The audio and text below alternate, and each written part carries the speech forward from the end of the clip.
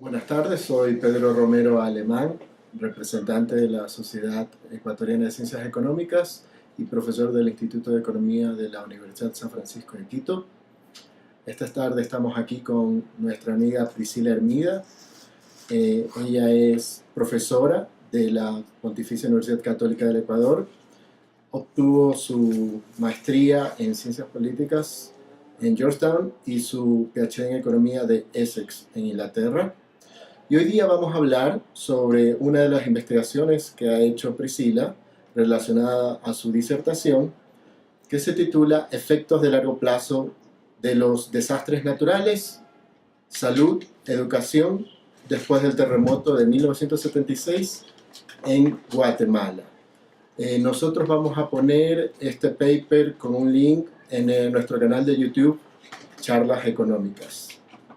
Estoy muy contenta por la invitación, me gusta mucho esta iniciativa que has tenido con la Asociación de Economía y estoy muy contenta de conversar sobre este paper. Tu paper es sobre capital humano, ¿no? Las consecuencias que tiene un desastre natural sobre el capital humano. Entonces, inicialmente nos gustaría que nos platiques un poco como de los precursores, los pioneros de la teoría económica del capital humano, ¿no? O sea, y por un lado, y asimismo, dentro de ese tema, ¿cuáles son las implicaciones principales, predicciones importantes de ese enfoque teórico? Sí, claro, el capital humano es un tema que los economistas hemos estudiado desde hace mucho tiempo. Inicialmente la idea del capital humano surge a partir del trabajo de Becker en el año 64 y también las contribuciones de Schultz más o menos por esa misma época.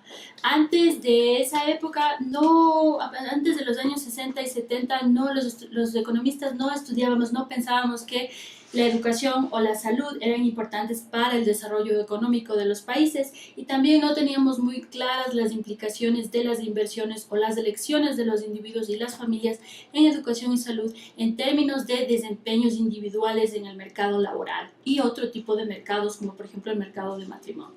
Pero a partir de esta contribución inicial de Becker con su tesis de doctorado en la Universidad de Chicago, pues los economistas empezamos a pensar acerca del capital humano como un concepto muy amplio y le incorporamos poco a poco en modelos de crecimiento macro, como por ejemplo el modelo de desarrollo endógeno, y también en una serie de modelos microeconómicos que tratan de entender la conducta de las personas y de las familias. Es decir, que economistas reconocidos de la tradición principal de economía, como Gary Becker de la Universidad de Chicago, como tú mencionaste, o sea, ya habían, hace 50 años o más, ya habían empezado a estudiar, si se quiere, de un enfoque teórico inicialmente, o Schultz también, sobre precisamente cómo el capital humano se va formando, ¿no? y cómo esto se relaciona, en este caso, con estos temas que tú luego vamos a hablar un poco con más detalle, educación, la salud, etcétera,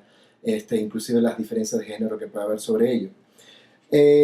También en tu trabajo haces un uso extenso de encuestas. En este caso quisiera primero que nos digas por qué Guatemala, para que les expliques a todos por qué elegiste Guatemala, y de las encuestas que utilizas, pero también hacer hincapié en cuál es la relevancia de los usos en este tipo de estudios del capital humano de las encuestas, cuáles son los límites de las encuestas, y cuáles son las ventajas también, por qué quizás no usaste otros tipos de datos, o también cabe la pregunta, ¿por qué no hiciste, si se quiere, cuáles son las limitaciones de no haber podido hacer algo más experimental?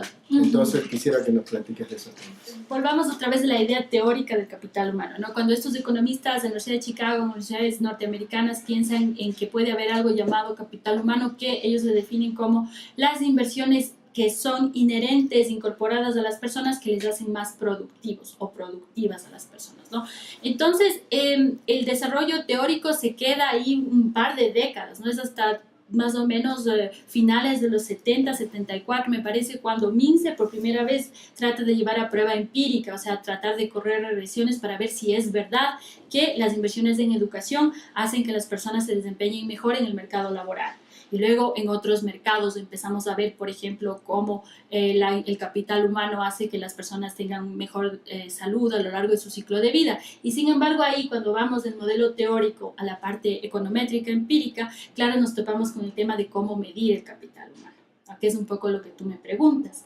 Si es que partimos del tema conceptual de que el capital humano son todas las inversiones que le hacen a la persona más productiva, entonces ahí pensamos en muchas cosas, muchas inversiones que pueden hacerle a las personas más productivas.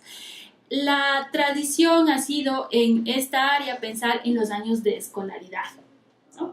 Y eso tiene una ventaja, que los años de escolaridad generalmente pueden encontrarse registrados en encuestas de hogares, en censos, etcétera, etcétera.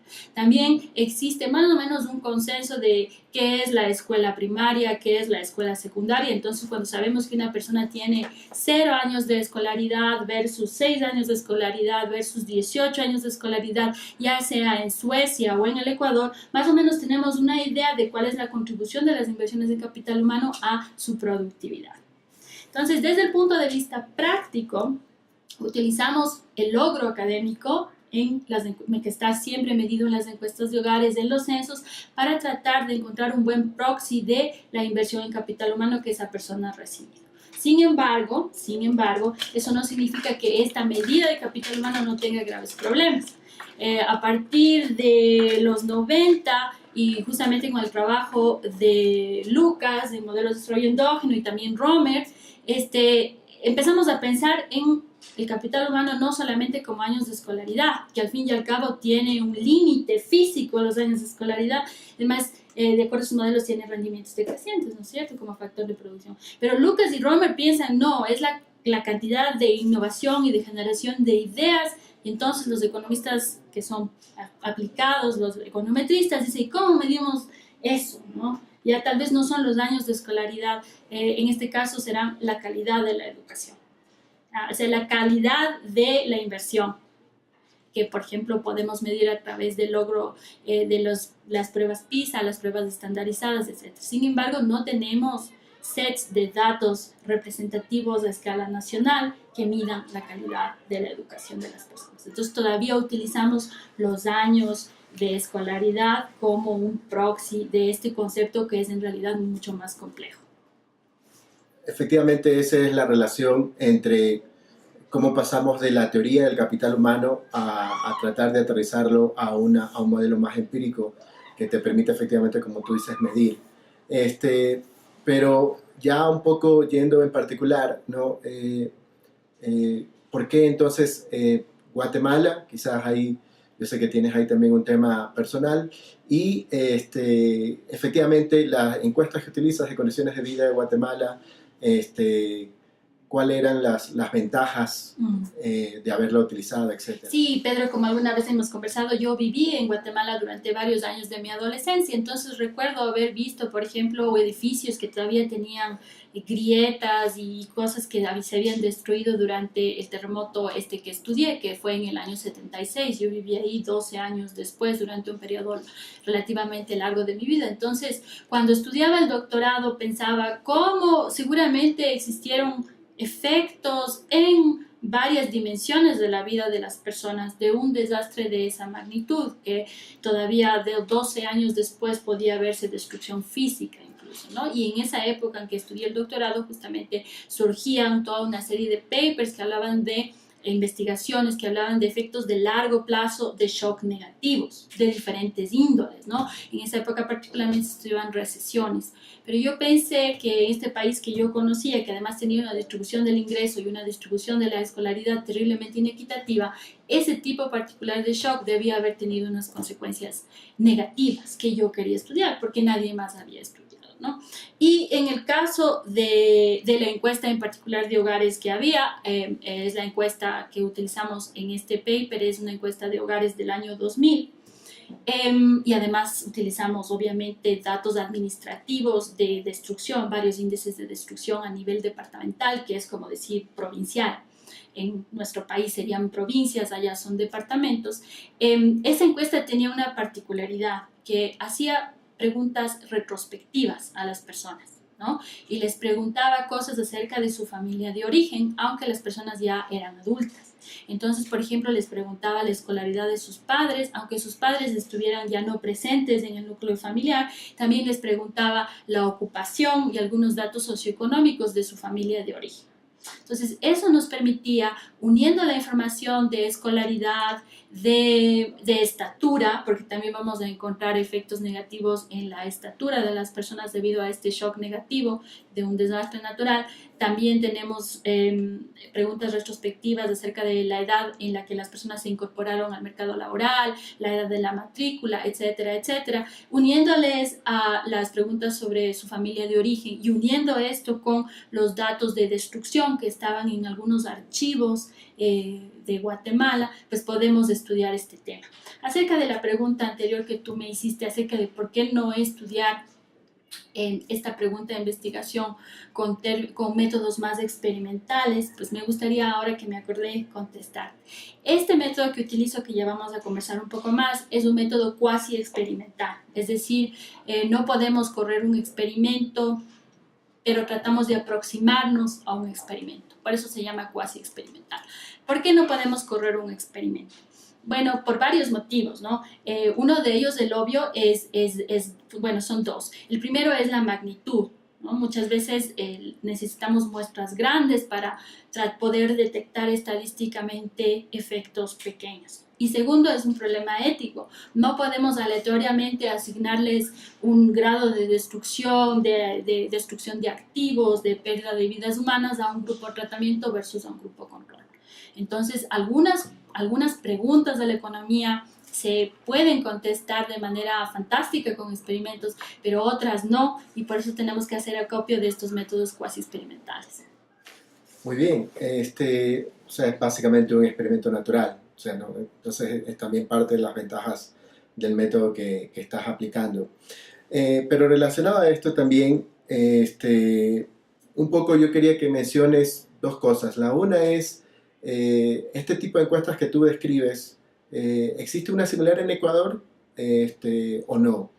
Y luego el otro tema tiene que ver con un poco que ya sería la siguiente sección, efectivamente, de esta metodología que tú estás haciendo al final, que la describamos un poco más, que es lo que tú utilizas de diferencias en diferencias, ¿no? Entonces, es precisamente que se aplica a este caso de este shock que tú identificas muy bien en tu trabajo, que es el terremoto de 1976 y los distintos grados de intensidad, o si se quiere, la distribución de intensidad del terremoto desde el epicentro hacia los otros departamentos, ¿no? Entonces, que efectivamente, o sea, un poco también, quizás a veces, muchas veces no solo dentro de economía, pero a veces fuera de economía, la gente critica a los economistas o a la teoría económica porque decimos que todo se debe a shocks, ¿no? Pero en este caso, efectivamente, fue un shock completamente natural y hay una relevancia para poder aplicar las teorías económicas y el método empírico que utilizas. Entonces, por favor, un poco este tema de si existen aquí las encuestas y este tema de la metodología ya que utilizas. Las encuestas de hogares ahora generalmente tienen un modelo estandarizado, ¿no? Si vamos a ver las encuestas de hogares que se llaman de diferente manera, pero existen en la mayoría de los países en desarrollo, vamos a encontrar cuestionarios muy estandarizados. Esta era una de las primeras que se empezó a hacer. Creo que existían dos anteriores en Guatemala, pero creo, si no estoy equivocada, era únicamente la tercera máximo que había.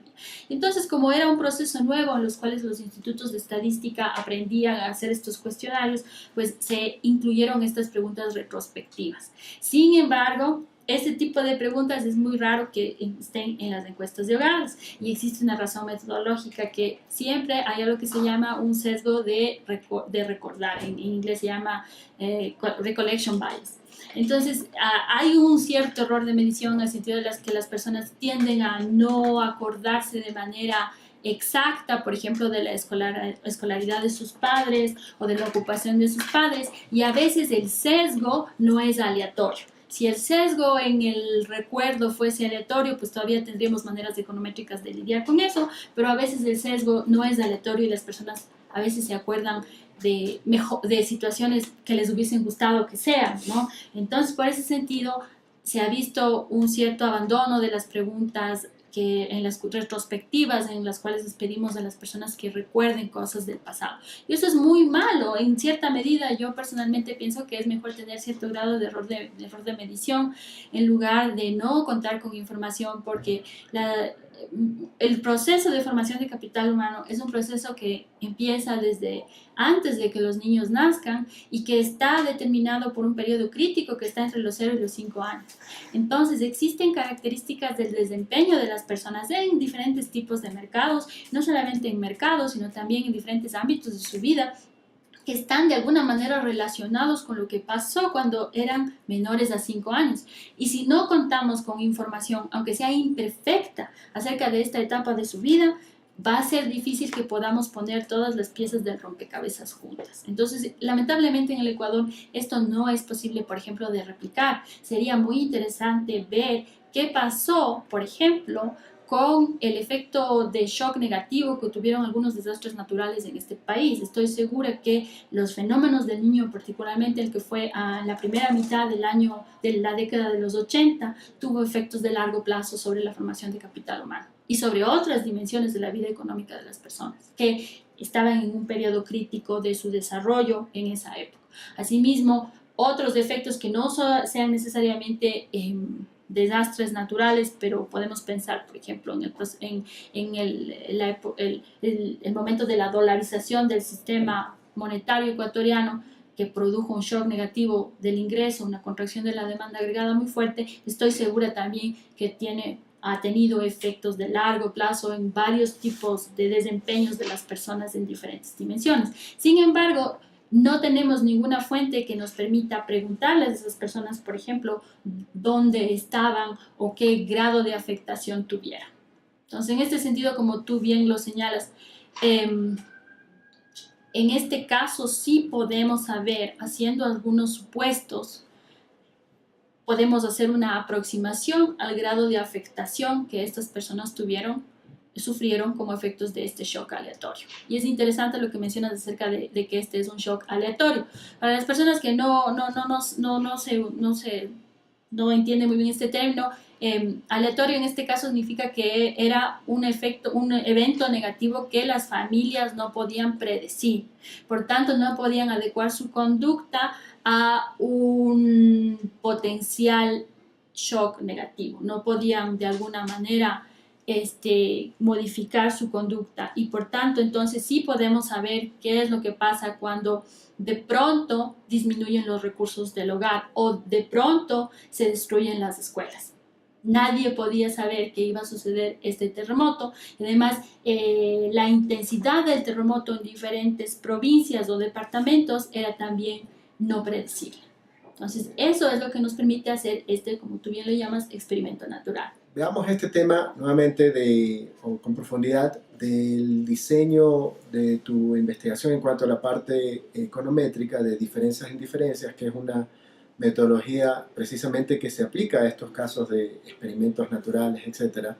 Entonces, para describirlo un poco y asimismo nuevamente para ver por qué efectivamente se ajusta mejor que otros métodos a tu caso, a tu investigación, y por qué quizás, cuáles son en cambio los límites de ese mismo approach, enfoque. Y por otro lado, ya que vamos a empezar por allí, un poco que empecemos a hablar de lo que se conoce como la variable de tratamiento, ¿no? Cuando yo pensaba en cómo estudiar este fenómeno hace muchos años, recuerdo haber leído en esa época un paper muy famoso de Esther Duflo acerca de la construcción de escuelas en Indonesia, que es un paper así clásico de la literatura del capital humano. Entonces, en ese caso, ella comparaba regiones en las cuales se habían construido escuelas en Indonesia con regiones donde no se habían construido escuelas, y comparaba grupos de niños que eran ya muy mayores para haberse beneficiado de la construcción de las escuelas con niños que habían recibido, que sí habían podido ir a estas nuevas escuelas. Entonces yo pensé que algo similar podía hacerse.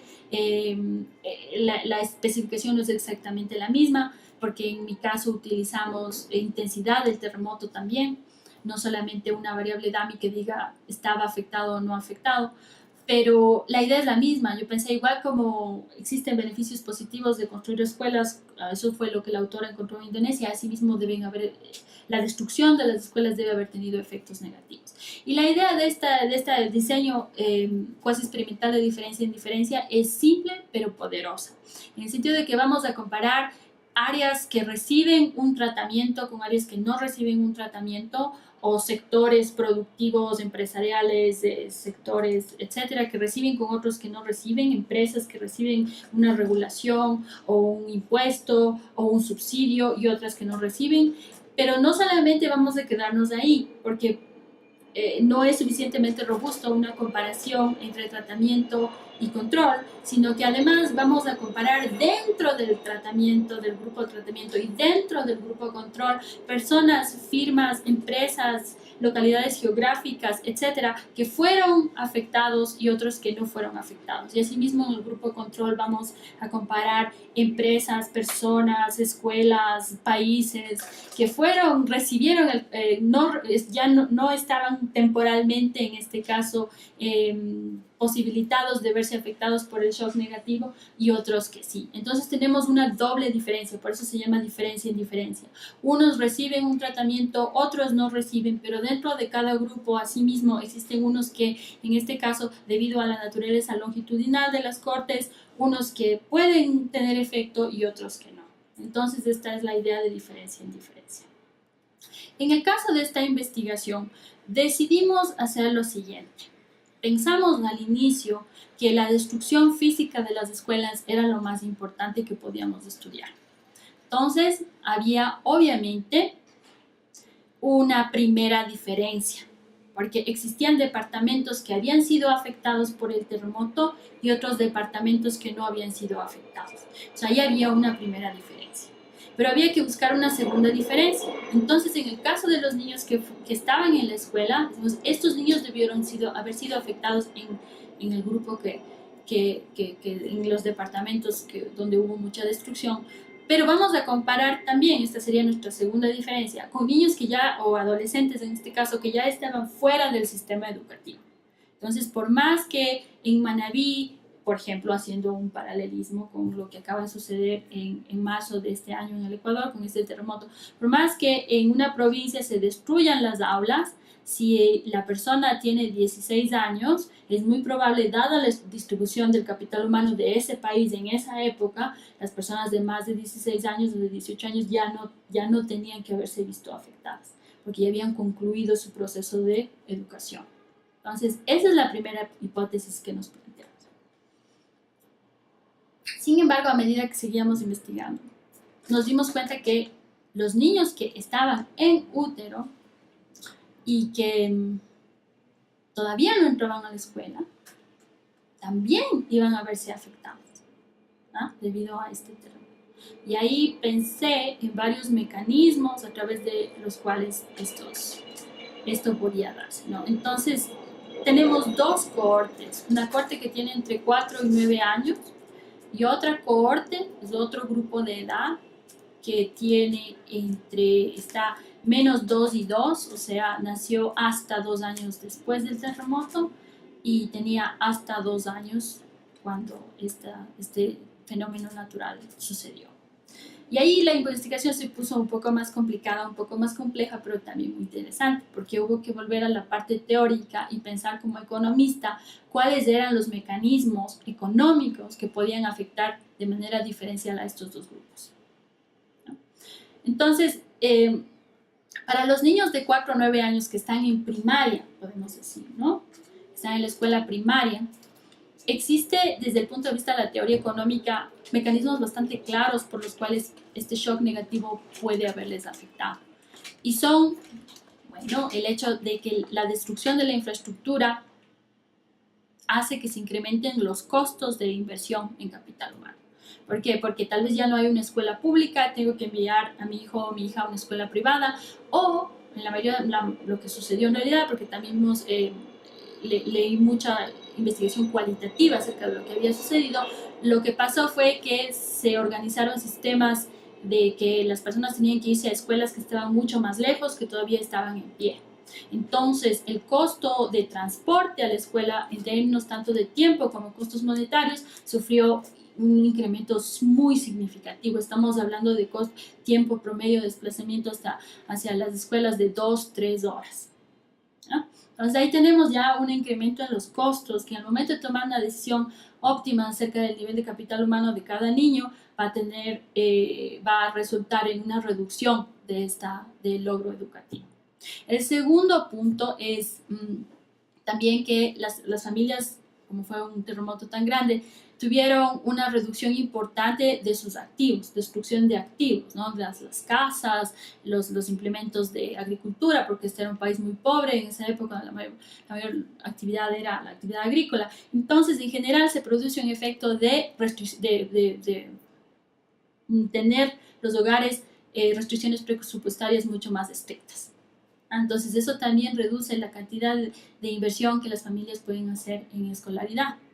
Y finalmente, existe eso, digamos, los dos anteriores podemos hablar de un efecto ingreso, ¿no? Un efecto ingreso en la decisión de inversión, pero también existe un efecto de sustitución en el sentido de que el tiempo de que los niños y los adolescentes están en la escuela tiene un costo de oportunidad todavía mucho más alto, si es que es necesario que ayuden, por ejemplo, a reconstruir sus casas, sus cultivos, etcétera, etcétera. En este caso, el efecto ingreso y el efecto sustitución tienen la misma dirección.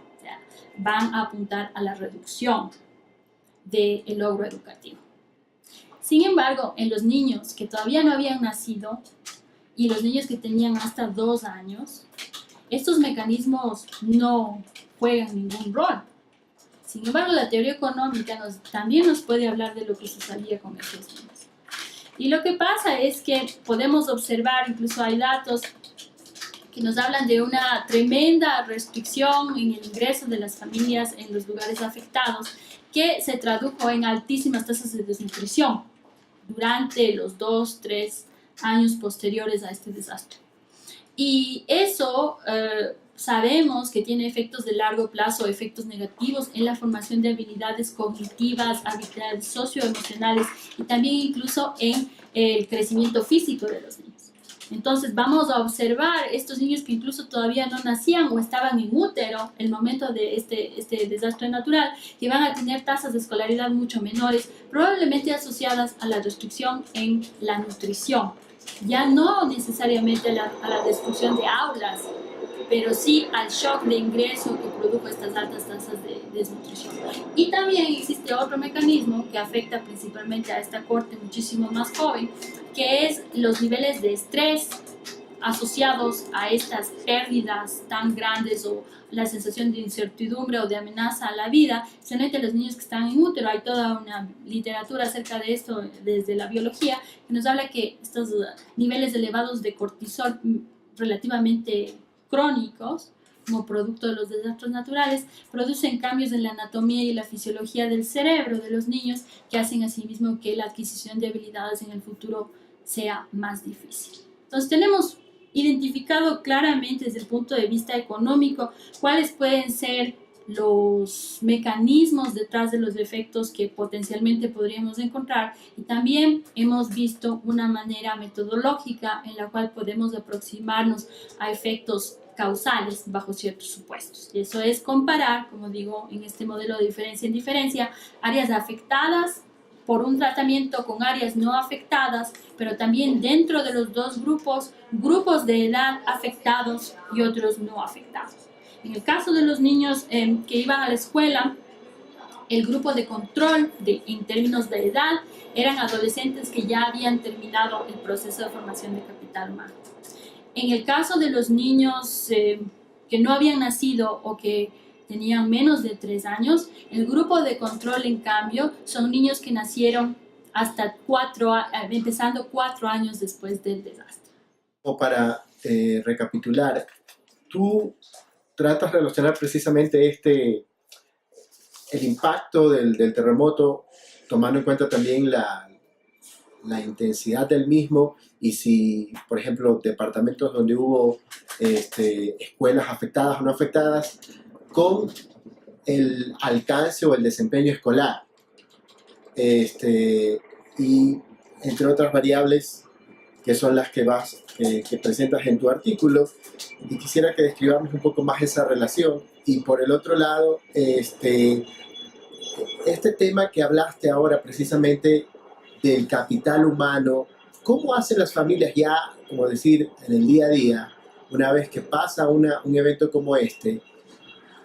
Porque también, me imagino, depende de los distintos niveles de ingresos, de la infraestructura que tenías, o sea, del capital, no solo capital humano que tenían tus padres antes del terremoto, sino también del capital, de la infraestructura que tenían, o sea, el capital físico. No es lo mismo supervivir a un terremoto teniendo una casa bien hecha, ¿no? Preparada inclusive para estos eventos, a tener una casa de materiales más modestos, precisamente porque no hay los ingresos suficientes, y con padres a lo mejor no muy educados, etcétera, que se sienten también más vulnerables ante estos eventos.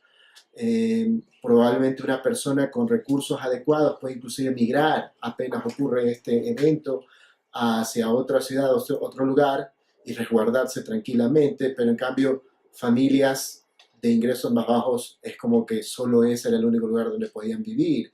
Entonces quizás esto tiene implicancias con respecto a quién se va del lugar y quién no se va.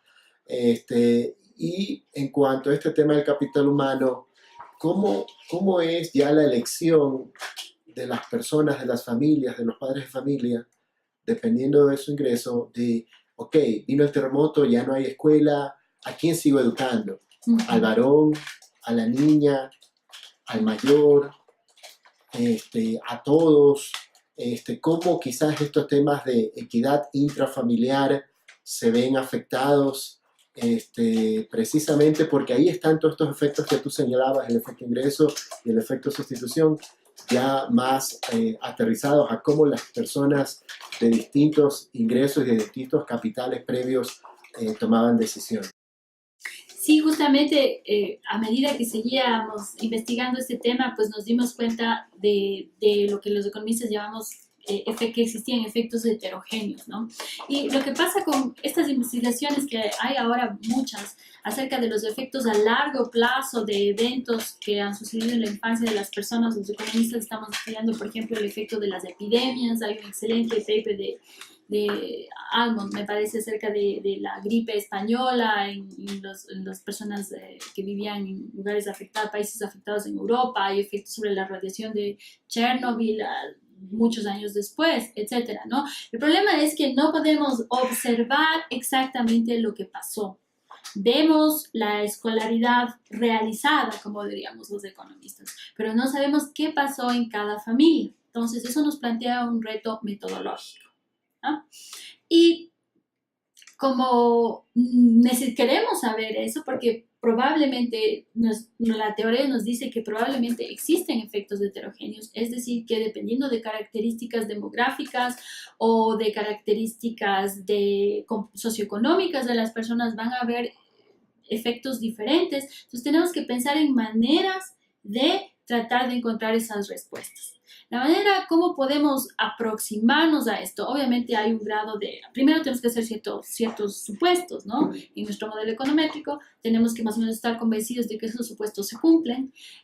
Además, lo que vamos a observar es un efecto promedio, incluso dentro de cada grupo, etcétera, etcétera. Pero incluso con estas calificaciones o con estas dificultades de estimación, lo que podemos hacer es pensar que si es que el efecto de estos shocks negativos no tuviera ningún tipo de heterogeneidad, si es que las familias trataran a todos los hijos de igual manera, o si es que todas las familias se vieran afectadas de igual manera, sin importar las características del jefe de hogar o su escolaridad o su ingreso, etc., entonces no deberíamos encontrar diferencias cuando estimamos estos modelos para diferentes submuestras. Y lo que encontramos es fuertísimos efectos heterogéneos. Es decir, que lo que nos dicen las regresiones es que el impacto negativo tanto en la escolaridad como en talla 20 años después depende mucho de las características de los niños y de las características de las familias. Eso es muy importante, ¿no? Es sumamente importante y creo que es una de las contribuciones del estudio. Gracias de que tenemos esta información retrospectiva acerca de la familia de origen que conversábamos al inicio de esta conversación, podemos ver qué pasaba en diferentes tipos de familia. Hay ciertas cosas que no podemos observar y que serían necesarias para hacer esta estimación más robusta. No podemos observar la composición de las familias. No es lo mismo una familia donde hay un hermano y 3 hermanas, a una familia en donde hay solo hermanas, o una familia donde hay solo un hijo único varón, a familias extendidas donde viven varias familias nucleares juntas. Eso la teoría nos dice que es importante en términos de asignación de recursos al interior del hogar y así también en términos de formación de capital humano. Eso no lo sabemos porque eso no lo preguntaron. Tampoco podemos observar o tener algún tipo de indicador proxy de la inversión efectiva que hicieron las familias en cada niño. Entonces tenemos que de alguna manera tratar de inferir qué pasó adentro del núcleo familiar. Y tenemos un poco de teoría acerca de eso. O sea, hay cierto tipo de teoría nueva que dice qué pasa al interior de las familias cuando hay shocks negativos. Y claro, en este caso lo que observamos es que hay dos cosas. Hay efectos heterogéneos muy fuertes para las niñas. Es decir, que las niñas de los dos grupos de edad, tanto las niñas que ya estaban en la primaria como las niñas que eran muy chiquitas o todavía no nacían, estaban en útero, se ven diferencialmente afectadas de manera negativa comparadas a los niños. Lo que hicimos fue tratar de establecer si es que las familias que tenían niñas eran diferentes en sus características observadas de las familias que tenían niños, porque puede que exista cierta selección de género. Es decir, econométricamente tenemos que pensar si es que tal vez hay cierta característica de las familias que les hace que tengan niñas y no niños. ¿Ya? Pero demográficamente eso era imposible. O sea, demográficamente no encontramos ningún tipo de evidencia de que las familias que tuvieran niños fuesen diferentes de las familias que tenían niños. ¿Por qué? Pues por las características del país, ¿no? Estamos hablando de 1976, un país sumamente católico, donde el aborto hasta el día de hoy es ilegal, donde además el uso de anticonceptivos era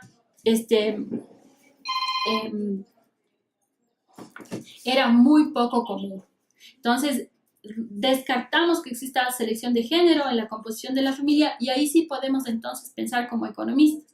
Es decir, si es que 20 años después observamos que solo las niñas tienen menor escolaridad y solo las niñas son más chiquitas, ¿qué pasaba al interior de las familias? Enfrentadas con una restricción presupuestaria muy fuerte, un shock negativo del ingreso muy fuerte. ¿Ah? La respuesta obvia es la inversión en capital humano, tanto en escolaridad como en nutrición en las niñas, era el margen en el cual las familias ajustaban este shock negativo del ingreso. No hay otra manera de interpretar esos resultados, dado que no existe selección de género en la composición familiar. Entonces, eso es lo que podemos observar en cuanto a los efectos heterogéneos por género. La otra cosa que observamos es que las familias más pobres, los niños que crecieron, tanto hombres como mujeres que crecieron en familias más pobres, presentan efectos negativos, digamos, mucho más agudos 20 años después. Y obviamente esto tiene sentido, ¿no? Es como decía Pedro, las familias que tienen algún tipo de recursos pueden de alguna manera torear este shock negativo, ¿no? Pueden tal vez redistribuir ciertos recursos de otras áreas o ahorros o vender activos o migrar. ¿Ya? Pero las familias que no tenían activos, que tenían muy pocos ingresos, pues esas familias no hay más margen de reducción que es en la formación de capital humano de los niños. ¿Cómo sabemos esto de que las familias eran más pobres? Tenemos dos indicadores. El uno es la escolaridad de los padres. Entonces observamos estos efectos negativos más pronunciados en niños y en niñas que crecen en hogares donde la escolaridad del padre es 0, que es más o menos una proporción importante de la muestra, no es una proporción pequeña de la distribución del capital humano en Guatemala en 1976 en adultos. Me parece que es el 40% de la muestra que el jefe de hogar tiene escolaridad 0. Entonces, el otro indicador del nivel socioeconómico de la familia es la categoría ocupacional del padre, que también se pregunta de manera retrospectiva y que corresponde, en el caso de las familias más pobres, a papás que reportan ser jornaleros o trabajadores manuales. Entonces, los niños que crecen en esos hogares, nosotros observamos tanto en niños y en niñas, y en el grupo más joven, en estos niños que estaban entre menos 2 y 2 años, reducciones importantes en la escolaridad. No, pero así como de manera más concisa, los resultados específicos de tu análisis en cuanto a las variables que tú observas, como la educación, la estatura, etcétera, las diferencias que encontraste en género, y cómo esto, de una u otra manera, dada esta investigación que tú has hecho y el conocimiento que tienes del tema, en Ecuador acabó en abril nada más, hubo un terremoto de una intensidad, me parece un poco menor en la escala, ¿no?, de lo que fue el de Guatemala, sin embargo también letal. Pero el énfasis, obviamente, a veces también, esto también debe haber pasado en Guatemala, muchas veces los énfasis que hacen tanto las personas como el sector público durante estos eventos es en la reconstrucción, 2, 3 años, y al parecer una vez que se recupere esa infraestructura, tanto privada como pública, pero física, al parecer la gente piensa que ya está, o sea, ya está solventado el problema, si se destruyeron edificios, escuelas, hospitales, ya se recuperó, las casas también, y por lo tanto es como decir, ya podemos volver a un estado normal de la situación. Entonces mi pregunta va en el sentido de que, como tú bien señalas, hay consecuencias sobre el capital humano, sobre el ser de estos eventos, más allá del capital físico, y en ese sentido, y de largo plazo, no solo a corto plazo, en ese sentido, ¿qué hay que hacer en general? Estoy seguro que en otra literatura, en otros casos has visto esto, para reducir, si se quiere, el impacto de estos eventos que efectivamente, como señalaste hace un momento, son eventos en los cuales no podemos anticipar, ¿no? Pero ¿qué se puede hacer de manera colectiva, de manera privada, si cabe también, para evitar que estas consecuencias de largo plazo efectivamente se presenten, ¿no?, y sean perdurables? Bueno, los resultados de la investigación son bastantes, ¿no? Entonces les hago una invitación a que puedan leer el paper, que vamos a poner un link en el video, pero en general lo que observamos, como adelanté ya, son efectos heterogéneos. Por ejemplo, en el caso del grupo de 4 a 9 años observamos una reducción de medio año de escolaridad para las niñas en las áreas afectadas por el terremoto, en promedio, ¿no? Dependiendo de la intensidad de la destrucción, pues eso es todavía más si es que las niñas estaban en áreas donde el terremoto había sido más intenso. Sin embargo, no encontramos absolutamente ningún efecto para los niños, ¿ya? Entonces esto otra vez nos dice que las familias preferían escolarizar a los niños versus a las niñas que ya estaban en edad de ir a la escuela. En el caso de los niños, los niños más jóvenes, ahí no encontramos efectos promedios heterogéneos entre niños y niñas, pero sí encontramos reducción de talla en las niñas particularmente. En los casos de los niños que estaban en edad de ir a la primaria, también encontramos una reducción únicamente para las niñas promedio de 1 centímetro, asociado a una desviación estándar de la intensidad del terremoto. Entonces, lo que vemos es una desinversión muy fuerte en capital humano en las niñas, ¿no?, que es en ambos grupos de edad, y todavía más fuerte en niñas y niños. Ahí la diferencia ya no es tan aguda en cuanto a género, pero que pertenecen a grupos vulnerables, ¿no? Pensando en grupos vulnerables como hogares más pobres, etcétera, etcétera. Entonces, en general, esos serían los resultados más importantes que habría que destacar. Un poco pensando en los mecanismos y tratando de aprovechar la información retrospectiva de la encuesta, decimos, bueno, estas niñas terminaron más pequeñas, más chiquitas. Obviamente esto habla de una asignación de alimentos dentro de las familias diferencial. Y en cuanto a la escolaridad, utilizando estas preguntas, podemos ver que si hacemos este mismo ejercicio teniendo como resultado la edad de ingreso de matrícula la edad de matrícula en la escuela primaria, vemos que para las niñas en estas áreas afectadas por el terremoto, la probabilidad de nunca haber sido matriculadas en el sistema educativo o de abandonar el sistema educativo muy temprano es mucho más alta. No observamos nada para los niños. Para los niños lo que observamos es un retraso en la matrícula. Entonces, lo que podemos pensar es que cuando sucedió el shock, las familias obviamente no podían en ese momento hacer la inversión porque su restricción presupuestaria era extrema. Entonces dejaban que las niñas ya nunca más iban a la escuela. Ahí quedaban. Pero para el caso de los niños, esperaban un tiempo y entonces sí había una matrícula tardía. ¿Ya? Es lo que podemos decir.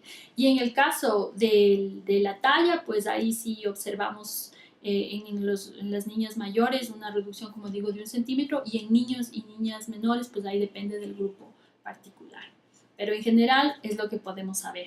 Acerca de la pregunta de qué lección de política pública podemos extraer de este ejercicio, especialmente pensando en términos de nuestro país y de lo que ha sucedido este año en las provincias de la costa, pues la lección es bastante obvia desde mi punto de vista, ¿no? Muchas veces cuando diseñamos política pública y particularmente cuando la política pública se diseña en un contexto de emergencia, no utilizamos las herramientas de la ciencia económica para pensar las herramientas de la ciencia económica conceptuales, ¿no? Para pensar qué está sucediendo al interior de las familias, también qué está sucediendo al interior de las empresas, etcétera, qué está sucediendo al interior de las comunidades, ¿no? ¿Qué piensa un economista que tal vez otro tipo de profesional u otro tipo de científico social no pueda aportar? Lo que nosotros pensamos es cómo funciona este mercado, cómo funciona el mercado laboral, cómo está funcionando el mercado laboral después de este desastre natural en la costa del Ecuador. ¿Cuáles son los incentivos y desincentivos a los cuales se enfrentan las personas que participan en el mercado laboral?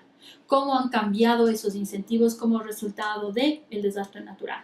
Lo mismo podemos pensar en términos del mercado de capital humano, el mercado de educación. ¿Qué ha pasado? ¿Hay cambios en la oferta? ¿Hay cambios en la demanda? ¿A qué incentivos se están enfrentando los padres en términos de costos de oportunidad, en términos de costos directos, en términos de percepción a largo plazo del retorno? Eso hay que tratar de pensarlo. E incluso podríamos ir a hacer trabajo de campo para averiguarlo, ¿no? Si no tenemos en cuenta esta información que podemos aportar como economistas, vamos a encontrar políticas públicas tal vez que pueden ser efectivas en el corto plazo, pero que descuidan los efectos a largo plazo de estos shocks negativos. O también podemos encontrar políticas públicas muy bien intencionadas, pero que no toman en cuenta, como digo, los incentivos de las personas, de las empresas, de las familias. Un poco para cerrar, ahí hay dos cosas también que quería que quede claro. La una es, obviamente, siendo Guatemala un país que fue afectado además durante esta misma época y hasta inicios de los 90 por una guerra civil, ¿cómo haces en tu estudio para tratar de que los efectos no se mezclen, ¿no? De que efectivamente sea debido al shock del terremoto y no de lo que pasó en la guerra, que también va a afectar al capital humano? Entonces, y a la infraestructura, etc. Entonces, que señales muy bien cómo solucionaste ese problema. Y finalmente un tema un poco metodológico, si se quiere, es, dado que tú tienes posibilidad de que en tus datos haya algo de sesgo con respecto a los recuerdos de las personas, ¿cabía o no cabía quizás en tu